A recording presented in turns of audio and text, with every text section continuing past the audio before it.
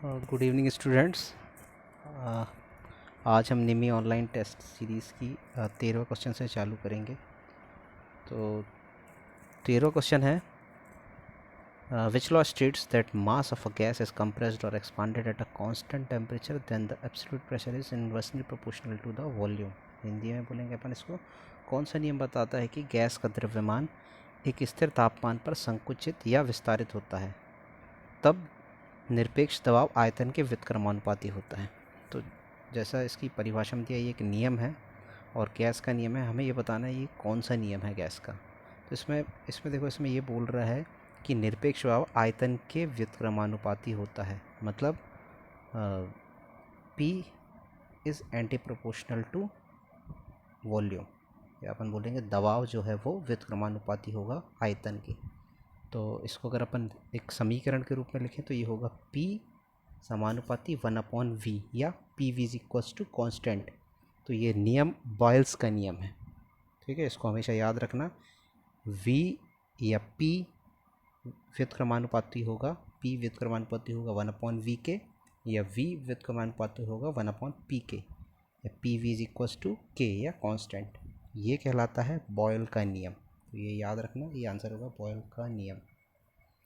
चलो इसके बाद आगे क्वेश्चन देखें। इसके बाद आगे का क्वेश्चन है जिसमें एक सिलेंडर पिस्टन अरेंजमेंट बनी हुई है। इस डायग्राम में इसने x में पूछा है कि चिन्हित भाग x का नाम क्या है। तो चिन्हित भाग x, देखो ये x सिंपल सा एक स्प्रिंग का सेक्शनल कट ऑफ है। और ये पूरा वैसे सेक्शनल कट ऑफ डायग्राम है पिस्टन अरेंजमेंट का, और इसमें ये जो है ये स्प्रिंग है। स्प्रिंग का सेक्शनल कट ऑफ ऐसे ही बनता है।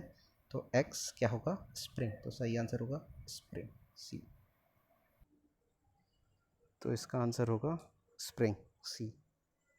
आगे क्वेश्चन देखते हैं।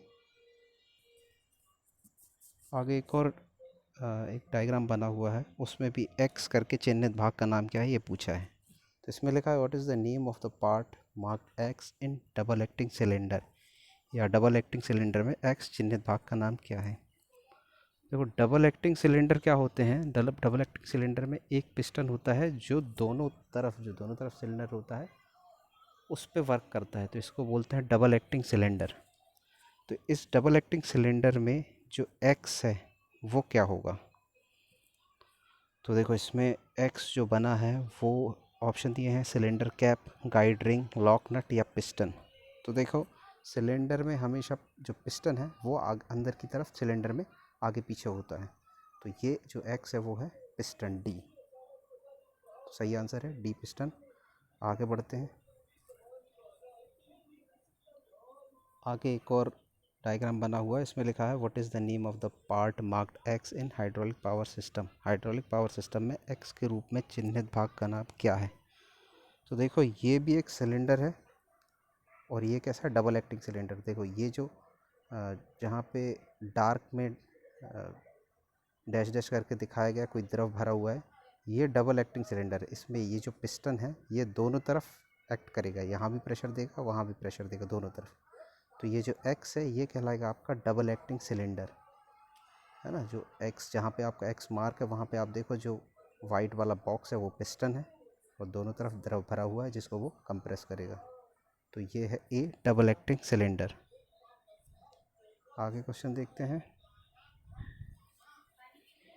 आगे क्वेश्चन है, what is the type of filter. Filter का कौन सा प्रकार है ये। देखो सबसे पहले अपन फिल्टर देख लें, फिल्टर क्या होते हैं। फिल्टर वो होते हैं जो एयर को या किसी लिक्विड को क्या करते हैं, साफ़ करते हैं। किस चीज़ से साफ़, या तो देखो एयर है, अगर एयर में कोई मॉइस्चर है उसको साफ़ करते हैं, या फिर एयर में कोई कण है उसको साफ़ करते हैं, या तरल पदार्थ या द्रव में कोई इस टाइप से कुछ ऐसी चीज़ है जो हम अपने इंस्ट्रूमेंट या सिस्टम में नहीं चाहते हैं, वो साफ़ करने का काम कौन करते हैं, फ़िल्टर। तो इसमें फ़िल्टर का टाइप दिया हुआ है। देखो ये वाला जो फ़िल्टर है इसमें एक तरफ इन हो रहा है और फिर बीच में एक परत है या मेम्ब्रेन है। उस मेम्ब्रेन से जो भी चीज़ें से इनलेट हो रही है, कोई गैस आ रही है, वो साफ़ होकर फिर आउटलेट से बाहर जा रही है। तो इस टाइप का जो फ़िल्टर कहलाता है वो कहलाता है मैकेनिकल फ़िल्टर।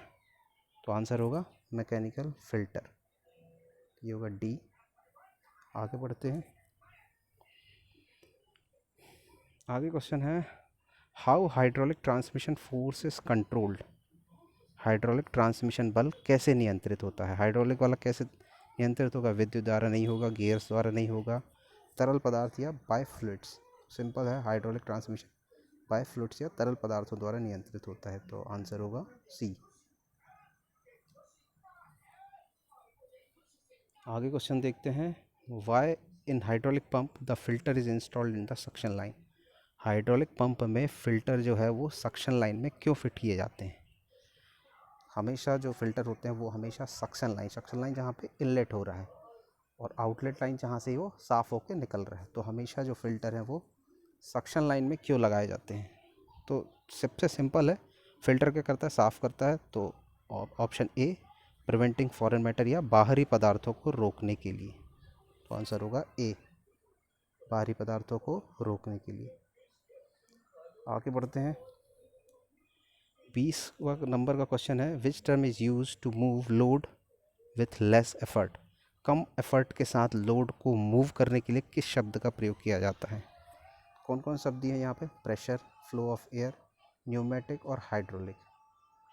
देखो इसमें इस क्वेश्चन में थोड़ा सा क्लियर नहीं है, कम एफर्ट के साथ लोड को मूव करना। तो देखो न्यूमेटिक में भी होता है ये चीज़ और हाइड्रोलिक में भी होता है, लेकिन अपन इसको ज़्यादा अपन हाइड्रोलिक में या न्यूमेटिक दोनों आंसर सही हो सकते हैं, अपन इसको हाइड्रोलिक टिक करेंगे। वैसे तो दोनों होने चाहिए सही, क्योंकि कम एफर्ट न्यूमेटिक में भी लगती है, हाइड्रोलिक में भी लगती है। तो आंसर है डी या सी, दोनों हो सकते हैं। आगे बढ़ते हैं, आगे 21वां क्वेश्चन है, which one of the following comes under the application of pneumatic. निम्न में से कौन सा न्यूमेटिक के अनुप्रयोगों में आता है? न्यूमेटिक के अनुप्रयोग में क्लोज, पुश, ड्रैग या ओपन। देखो जनरली ये क्वेश्चन वैसे इसमें कुछ क्लियर नहीं है कि क्या पूछा है, लेकिन जो न्यूमेटिक होता है वो ज़्यादातर पुश करते हैं, तो अपन इसको क्या है, बी आंसर लगाएंगे, पुश। तो आंसर होगा बी, पुश। आगे बढ़ते हैं, 22वां क्वेश्चन देखते हैं। 22वां क्वेश्चन में देखो चित्र में दिखाया गया है कि एक तरफ एक व्यक्ति धक्का दे रहा है और दूसरी तरफ कुछ फ्लूइड के द्वारा धक्का दिया जा रहा है। तो देखो एक में तो एक कोई व्यक्ति धक्का दे रहा है और एक में कोई फ्लूइड के द्वारा धक्का दिया जा रहा है। तो इसमें देखो ऑप्शन दिए हैं, इसमें आपको ऑप्शन से समझना पड़ेगा कि इसमें क्या हो रहा है। पहला ऑप्शन है मैकेनिकल और हाइड्रोलिक सिस्टम में किया गया काम, दूसरा है मैकेनिकल और इलेक्ट्रॉनिक सिस्टम में किया गया काम, तीसरा है मैकेनिकल और न्यूमेटिक सिस्टम में किया गया काम, और चौथा है मैकेनिकल और इलेक्ट्रिकल। देखो इलेक्ट्रिकल नहीं है, इलेक्ट्रॉनिक नहीं है, न्यूमेटिक हो सकता है, लेकिन न्यूमेटिक भी अपन इसको नहीं बोलेंगे क्योंकि ज़्यादातर पिस्टन और ये हाइड्रोलिक में ज़्यादा यूज़ होते हैं।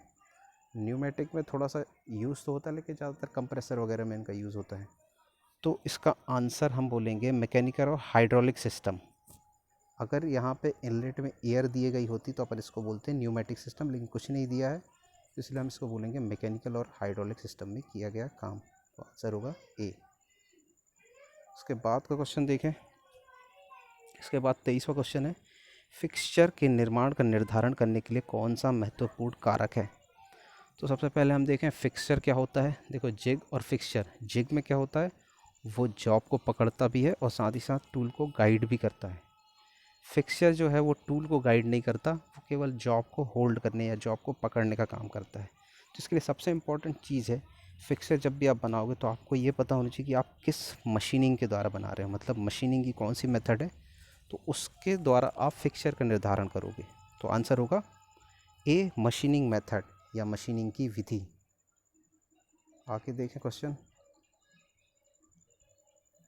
Which part of the single acting cylinder is attached with the load. Single acting cylinder में कौन सा भाग लोड के साथ अटैच होता है? तो देखो इसमें क्या है, ये एक सिलेंडर है जिसमें पिस्टन काम करता है, और पिस्टन क्या करता है, पिस्टन पिस्टन आगे और पीछे की ओर होता है, और पिस्टन क्या करता है, इसके थ्रू एक कनेक्टिंग रॉड रहती है और उस कनेक्टिंग रॉड के थ्रू क्या करता है, ये किसी फ्लाईव्हील को घुमाने का काम करता है। तो फ्लाईव्हील जो है वो लोड से जुड़ा होता है। तो हम इसमें क्या बोलेंगे, पिस्टन, पिस्टन रॉड किसको घुमा रही है, फ्लाईव्हील को, और फ्लाईव्हील किससे जुड़ा हुआ है, लोड से। तो इसका आंसर होगा पिस्टन रॉड। तो सिंगल एक्टिंग सिलेंडर का कौन सा भाग पिस्टन से जुड़ा होता है, पिस्टन रॉड। तो आंसर होगा टी। 25वां क्वेश्चन देखते हैं, तेल के हाइड्रोस्टैटिक दबाव द्वारा किस ऊर्जा को परिवर्तित किया जाता है? Which energy is converted bye hydrostatic pressure of the oil. तो तेल के हाइड्रोस्टैटिक दबाव द्वारा किस ऊर्जा को परिवर्तित किया जाता है? तो किस ऊर्जा को परिवर्तित किया जाता है इसमें? तेल के हाइड्रोलिक दबाव द्वारा किस ऊर्जा को, इसमें होना चाहिए मैकेनिकल एनर्जी। अगर हम एक उसको देखें, किसी पंप का उदाहरण लें, तो पंप में क्या होता है, हम पंप को घुमाते हैं, यांत्रिक ऊर्जा बनती है उसमें, और वो घुमा के क्या करता है, वो तेल को एक लेवल पे पहुंचाता है या उसकी जो हाइड्रोस्टैटिक प्रेशर में कन्वर्ट करता है। तो ये आंसर होना चाहिए मैकेनिकल एनर्जी या यांत्रिक ऊर्जा। वैसे क्वेश्चन थोड़ा सा क्लियर नहीं है, पर हम आंसर बोलेंगे इसका मैकेनिकल एनर्जी या यांत्रिक ऊर्जा। ये हो गए अपने 25 क्वेश्चन। पिछले में हमने 12 किए थे, इसमें हम ऐसे ही आज 25 या 26 बस करते हैं। तो ये है 26वां। तरल पदार्थ से धूल, चिप्स और अन्य बाहरी कणों को हटाने के लिए किस उपकरण का उपयोग किया जाता है? तो क्या है? फिल्टर, एक्यूमुलेटर, रेगुलेटर या प्रेशर रेगुलेटिंग वॉल्व। सिंपल सी बात है, सब बाहरी कण, धूल, चिप्स बाहर करने हैं, तो आपको इसमें यूज़ करना पड़ेगा फिल्टर। तो आंसर होगा ए, फिल्टर।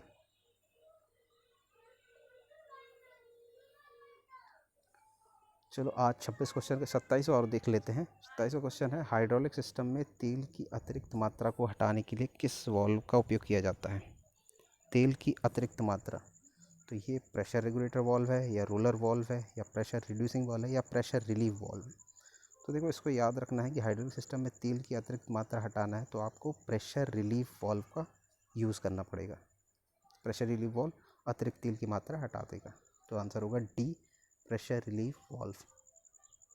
आज 27 क्वेश्चन करते हैं, नेक्स्ट सेशन में अपन इससे आगे बढ़ेंगे।